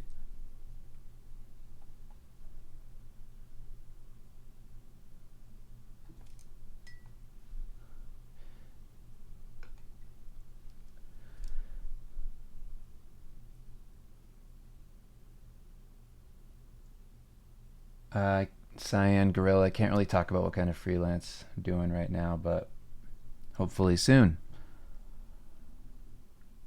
Thank you, by the way. Yeah, the jump in quality from book 1 to book 2, it's actually going to be way crazier than that, because by the end of book 2, it's like an entirely different universe. I don't know what happened. LaFleur says, if you're drawing comics, you'll quickly, why did I add that word? If you're drawing comics, you'll quickly develop an aversion for too many details on any character that's supposed to be drawn many times / dynamically. Yeah, I feel that. It's much easier to draw characters with simple shapes. That's why, like in Steve, everybody's simple with like generally 3 colors. But once you get a little bit more used to drawing, like it took me a while to get any kind of sense of comfort. And once that started to happen, I was like, okay, so not that the designs should be like super complex, but it became easier to make them a little bit more exciting without feeling like it's going to take me a million hours. So things inevitably get better as they go.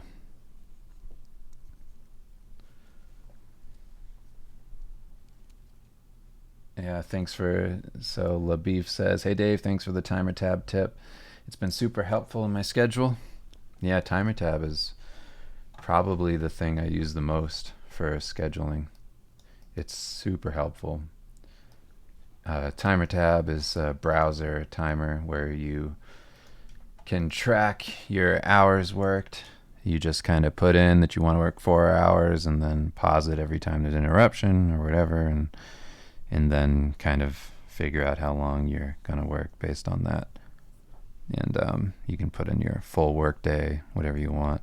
It's just an easy way to kind of start to get a feel for how long you actually work, which I think is really helpful, because people usually say like, yeah, I worked a full day today. And it's like, did you really though? Like, what if you actually measured it?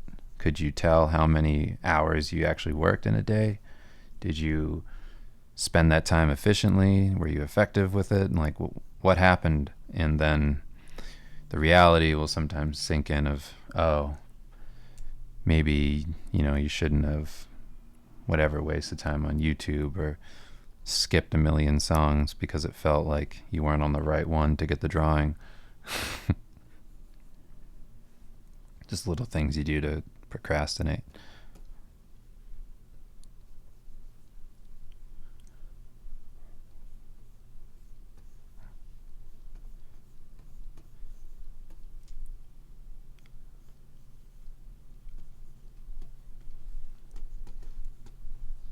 This is so stupid.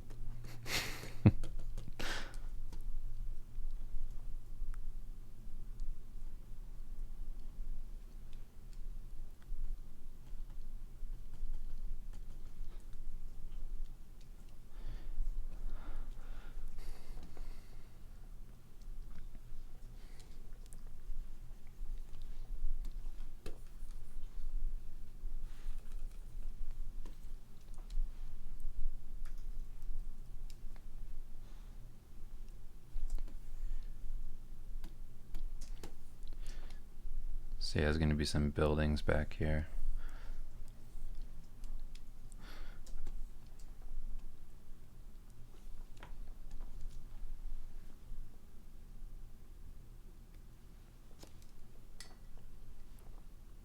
Let's see. Going back over to the chat. Sunnyboy123 asked, before Steve, how much time were you investing into writing? A lot, actually. Like, I couldn't give you an exact amount of time but anything like that. But I probably spent, in like the summertime, in between work, I would take like a week out and just write for the whole week, like a whole script, and then just kind of put it away and come back to it later. I like to do that. And especially if it's an idea I'm not sure of, I won't tell anybody about it. I'll just do something and see if there's anything there. Just dive into it, try and find something.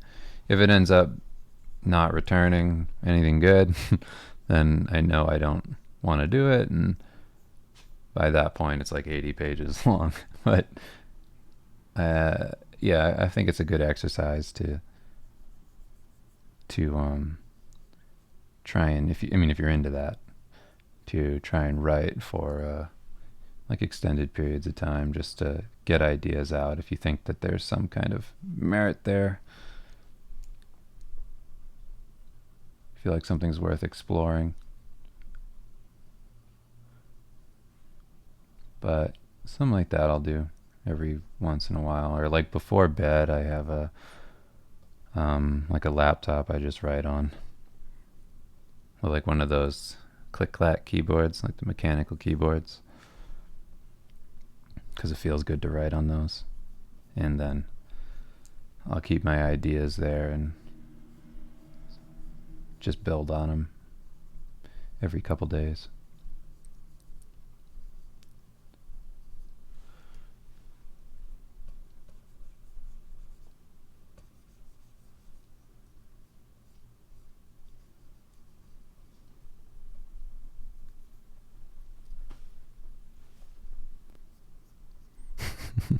Just getting quiet. Yeah.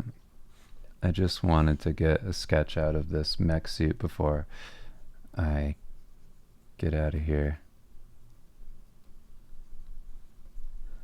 Just so when we get into the next part, maybe there's a bit more action.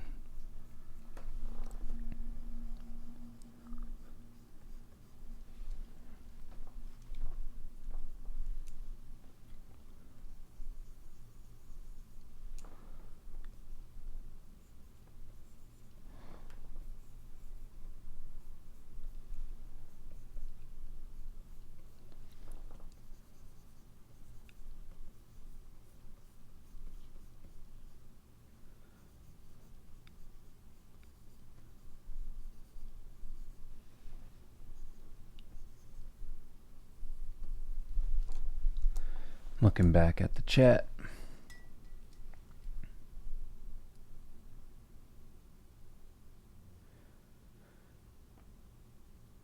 Riv L asks, last night I was thinking about the podcast where you guys talked about disconnecting for a week or two so you find out what you really want to make. Where can I find that? What podcast is that on? I couldn't tell you. I honestly don't remember. But next time we're on with Dan, yeah, feel free to ask. Yeah, we've brought that up a couple times. Basically, what we're saying is retreat from the internet so that you're not taking on as much influence and not feeling like you're judging yourself based off of what everybody else is doing. That's essentially what that was, is that you're just getting immersed in your ideas and what you really like to do. I do that in general with stuff like this. Like, one thing I've been doing recently is just kind of realizing why I like doing what I do and trying to find that again. So I did some stuff recently where I did like this anime style Pink Ranger that I posted up on Twitter and everything else. I'll bring it up on the screen so you can see it.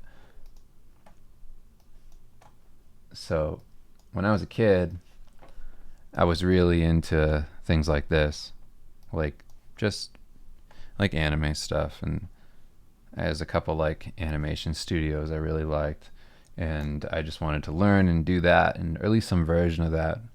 And forever I kind of avoided doing it. I just was like, there's nothing there. There's no money there. There's no way to like survive. Why would you do that? And more More so as I get older, I think back to when I was younger, and I'm like, if I really like doing that, then why shouldn't I do it? And that's kind of like the taking time away to like reflect and think about why you get into what you do, why you enjoy art, what originally inspired you to want to do it, to pursue it. And it's kind of like that, where like you just immerse yourself back in that world and be like, what is it about this that really attracted me in the first place? And then the more you kind of narrow that down, I think it helps you get a grasp on kind of just like what you want to do in your career, or, you know, if there's a project you want to do, how you want to approach it. And that's what I've been doing a lot of, is just kind of like reflecting on old things that I used to enjoy, and saying like, why shouldn't you do that? You know, like, why shouldn't you be able to have fun doing something, even if there's potentially nothing there for any kind of, you know, I don't know what you'd say, money, I don't know, just what's something that you actually enjoy doing. Because I used to try and be a lot of other people. Did that for like a really long time. I thought like I wanted to be a magic artist. Like that's kind of how I started. Because I saw that as like a job you could do. I was like, okay, there's something I think I could actually survive and do. But like after some time, I was like, oh, no. This isn't something that I enjoy. Like I didn't have the passion that a lot of other people seem to have. So anytime you can walk back and kind of find why you love something, I think it's important. So disconnecting and getting out of your bubble always helps.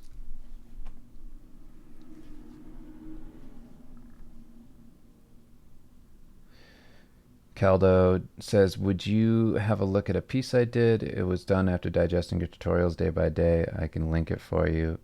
I mean, if you email me on my website. If you go to daveraposa.com, you can submit it there. But I'm going to be hopping off of here in a second, and I just want to wrap this up. Also, we were talking about doing streams in the middle of the week as well, going over portfolios. So we're probably going to be doing something like that in the future too, where we won't just be looking at one piece in those. We're going to be going over like the way we used to, going over people's portfolios and giving our ideas of what you could do to maybe improve it or get better work, or, you know, have more eyes on your stuff.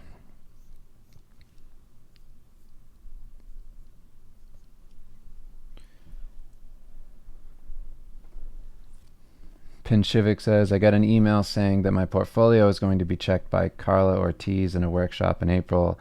I have little less than 3 months to complete it. Hope this type of pressure works on me to stop being a lazy piece of shit. Yeah, I think that's a good kind of pressure. That's a really good kind of pressure. Any pressure where you can get a kick in the ass to do something's good. It's way too easy to just get comfortable and feel like nobody's ever going to see you, so it doesn't matter how hard you work. And then when it happens, it can be too late, especially if suddenly you're getting a job offer or something like that, and they're like, can you do this? And you're like, well, I don't have any examples of that.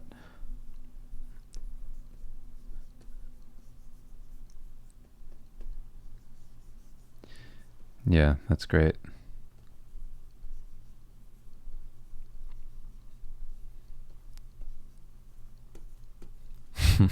Stupid mecha Batman. I'm gonna have to make this even more Batman-ish. It's not Batman-y enough.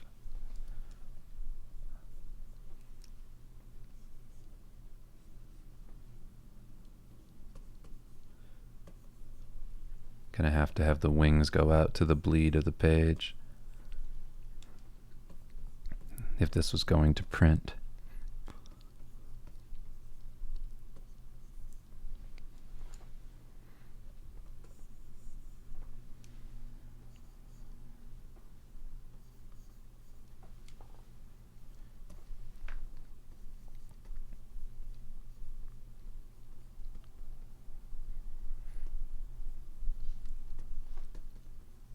This is how I'll do every page, by the way. Do stuff like this where you plan everything out and then you sketch it, do some slightly tighter lines, and then come in with the final lines, which will be after this with the word bubbles. But the next stream we'll go over like adding in the text and the read and all that. I was just thinking like, yeah, it would be cool to just go through the process of making a page and have something fun to draw, because want to, anytime you have an opportunity to do something else at the same time, like, we're doing the stream right now, but what else can you do with that time? Maybe just make something silly and stupid like this.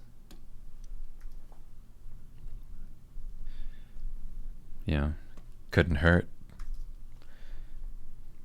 And then you can share it online and maybe people like it, maybe they don't, maybe they laugh at it, maybe they think you're a huge loser.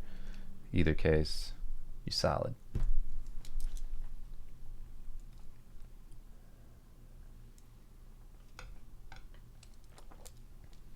Zach, we tried to answer that a little bit earlier. I don't know how you start getting client work right now. I don't know what people doing who are getting a lot of client work, how they're doing it.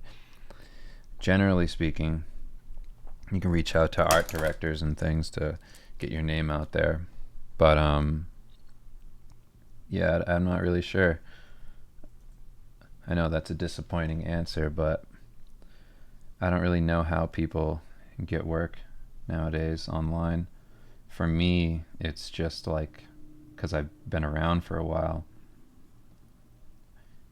after like 11 years of working, you just kind of in people's contacts and you get suggested, and hopefully people know you for whatever reason. So that's how I've been doing it, but I don't know how new people get started. I know that's disappointing. I apologize. But I'd ask around with people who are starting out, who seem like they have some portfolio stuff that, has work from clients.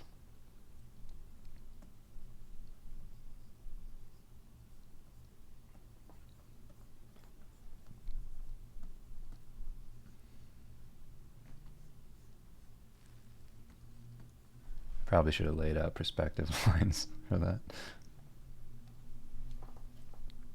Let's do that now.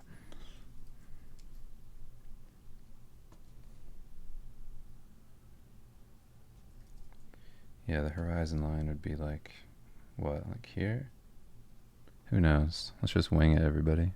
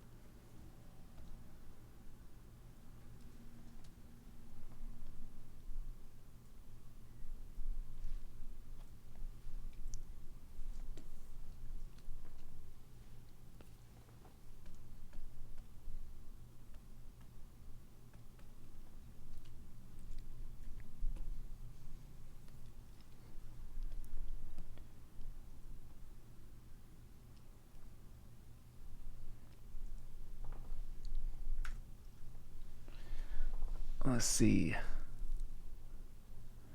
Arc Row. Thoughts on newer anime? Any recent things aside from Devilman Crybaby that you've watched and enjoyed? I'm actually not huge into anime. Like now, it's more something I was into when I was a kid, and I honestly haven't really watched anything. What have I watched? I liked One Punch Man. I thought that was really good. I don't think I watched the whole thing, but I watched a good amount of it, and I really liked everything I saw. I thought it was funny. The animation was crazy. I thought it was like incredible looking. But yeah.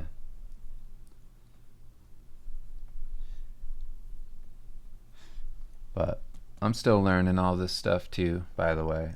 Just throwing this out there because I feel like when I ever saw people like drawing, I always kind of like assumed everybody knew what they were doing. And I'm still like novice. I feel like I'm still novice at doing comics, even after like 2 books. It seems like a lot, but like there's so much more you can always be learning. And when I see people like what's his name, Sean Gordon Murphy, right? Murphy, Sean Gordon Murphy. I'm blown away. Like his comic stuff is great. So for a lot of what I do, when I'm doing different styles, like if I said, like if I'm doing some kind of like anime thing, I'll look at other artists just to get inspiration on how you approach something like that. Like right now, I'm looking at some Sean Gordon Murphy stuff. I just pulled it up. Here, I'll show you. So like this is some of his like his Hellblazer issue. I love the way he inks buildings. Like if you check this out, it's so crazy. Like he does such an awesome job. The simplicity in his characters mixed with the complication of like the backgrounds and his like incredible ability to draw like vehicles, like cars, motorcycles. It's just, I don't know.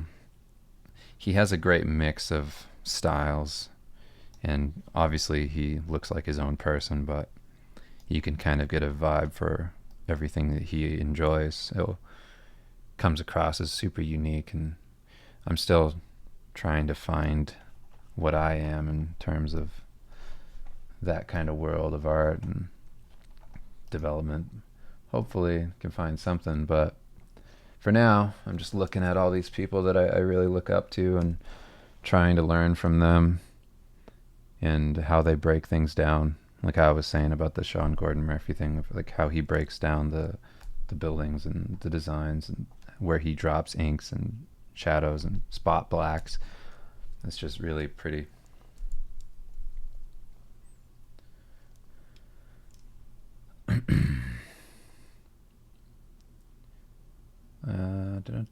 Just looking in the chat. Hey man, I just want to say thank you for streaming. I watch a bunch of art streams that are fun to be in and cool to watch, but when you and Dan stream, it's always extremely inspiring and informative. I'm just very grateful. Wow, I appreciate that, Salty.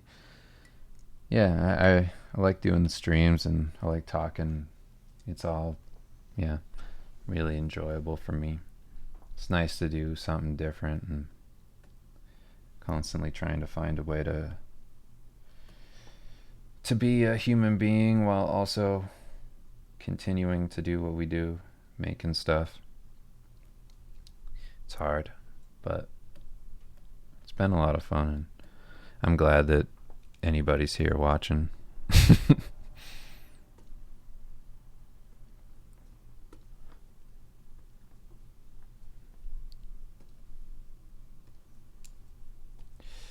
Almost forgot to do these ones. I am totally eyeballing this perspective stuff, which the more I like learn about how people do comics, the more I realize that most people are just winging it with the perspective.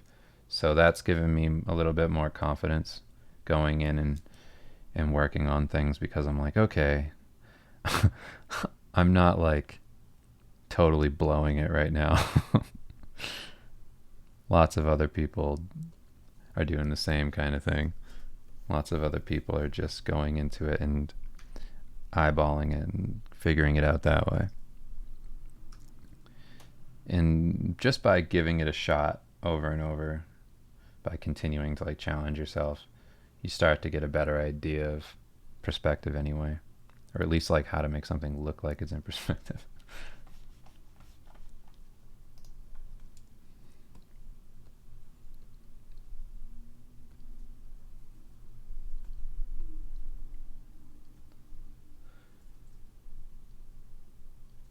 Yeah, as long as the illusion is there, I'm happy.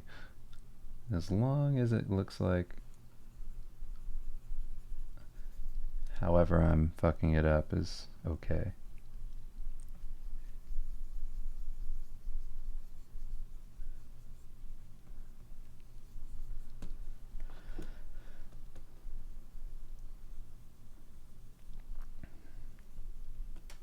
Another great thing that Sean Gordon Murphy does that I love is his series Tokyo Ghost. I mean, I didn't read it, but I really like the artwork. It's really good. And his other one, the time traveling one that I am having a hard time remembering for some reason. That one's really good. And then there's always tons of other artists that I look at. I just got the Miyazaki books for the manga version of Nausicaa. That one's awesome. If you want to check out some, it's got like that retro-y vibe to it. Some really cool manga. I love his approach. I love his drawings. That one's really great. I just got that in the mail. I'd never seen it before. I actually bought it from like Walmart.com. I was like surprised. I was like, oh, look at that. And they got Nausicaa books. Pretty cool.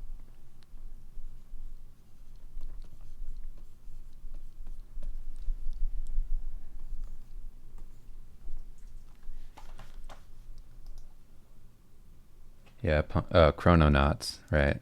Thanks, Dead Man's Pixels. Chrononauts is an awesome book. Have I ever seen Daniel Warren Johnson's comic book? I have not. I do not know who that is, but I'll check it out because it's pretty much just Dan. Pinshivik. Yeah, okay. It was the same for me as far as the perspective thing I was talking about earlier. It was the same for me, but with construction and illustration. I thought everyone measured everything when I started. Now I just see they wing everything. Yeah, I mean, if you look at like an easy example to pull from is like Kim Jung-gi. Like if you look at Kim Jung-gi's stuff, you'll realize that he's more or less just kind of eyeballing everything, and you can get lost in being correct too often. One of my favorite things about I mean, just because I have it in my brain right now. One of my favorite things about anime is how they will over dramatize something just because they're trying to get a feeling across. So the dramatic punch where like the arm is like a mile long, just, the close-up fist is like right there in your face, and no fist actually looks like that, like it wouldn't be that huge in the foreground when they're throwing that punch, but because it's done for the action and drama, you can break the rules, bend them to go, in the direction you want, because you're trying to be like, yeah, look how cool this is. This cool shot of like this massive punch it's about to hit. It's more like the feeling of a punch. That's kind of how I see it. So that kind of thing it's nice to remind yourself of, that not everything needs to be correct. Some things can just be cool. You don't need to worry about getting everything right. Although it is important to understand how to do something correctly so that you can bend the rules and do what you want with them. And I think that's equally as important. So it's, figure it out and then start to use the rules to your advantage and make things cooler.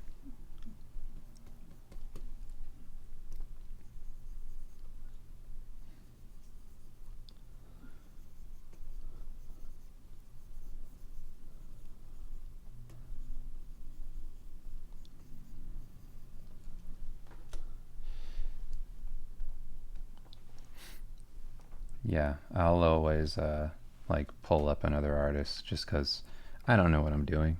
I look at how other people solve the same problem I'm trying to approach, and if they do a really good job of, fixing the thing I was trying to do, then it helps, and I'll use it to learn. There's no shame in doing that.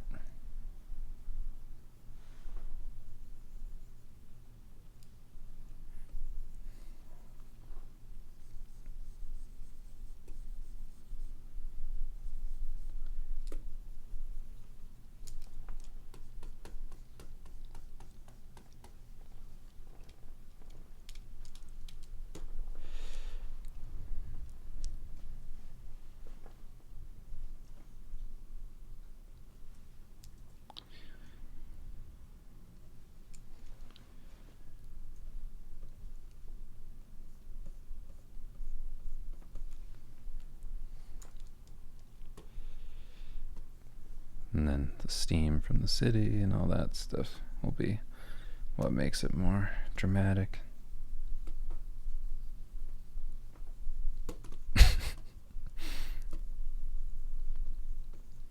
And then there's going to be the lines like this everywhere, because this has got to feel a little Japanese. Cool.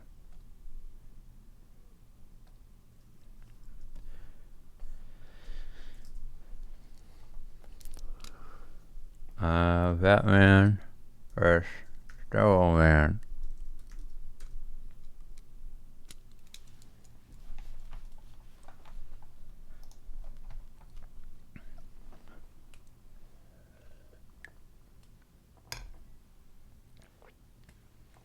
All right.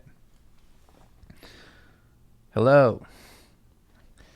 So that's going to be it for today. Sorry, I went like completely silent for a long time.